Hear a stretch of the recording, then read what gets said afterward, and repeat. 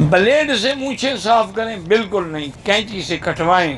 حضور کا حکم ہے اعف اللحا وقص الشوارب، داڑھی بڑھاؤ اور مونچھیں کٹاؤ۔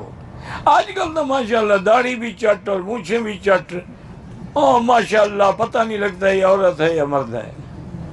نہیں، تمہارے ملک میں عورت کی داڑھی ہوتی ہے؟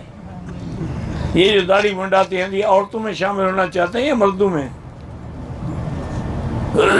حالانکہ مرد کی علامت ہی داڑھی ہے۔ زینت الرجال اللحا، عربوں کا علماء کا محاورہ ہے کہ مرد کی زینت داڑھی ہے، وزینت الجبال اللحا، اور پہاڑوں کی زینت سبزہ ہے، وزینت النساء الحیا، عورت کی زینت حیا ہے۔